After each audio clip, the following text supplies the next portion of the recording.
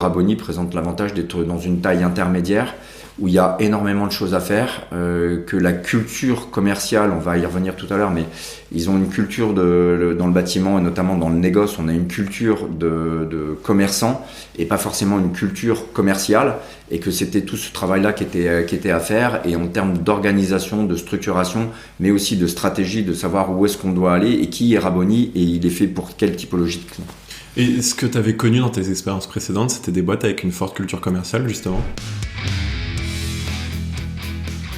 Une mission que tu as pu avoir à chaque fois, tu penses, de devoir un peu inculquer cette culture commerciale-là? Oui, mais dans le retail, en fait, quand on discute avec tous mes homologues, une fois de plus, la culture du retail, c'est qu'on a souvent... C'est le client qui vient. Cette fameuse différence commerçant-commercial. Exactement. Et que souvent...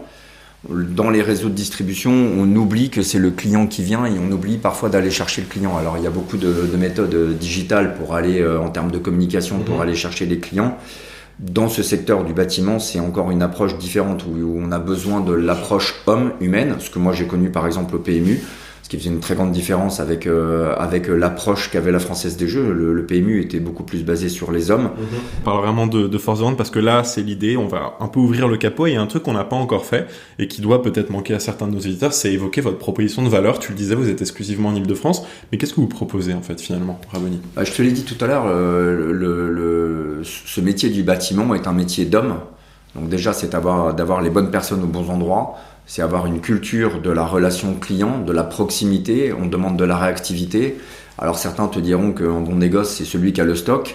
Bon, le problème, c'est que quand tu as beaucoup de stock, ça a un impact financier. Donc pour moi, c'est pas la bonne réponse. Il faut avoir du stock, mais il faut avoir le bon stock. Donc on revient sur la logique des forecasts. C'est qu'est-ce que je vais vendre, qu'est-ce que les clients vont m'acheter.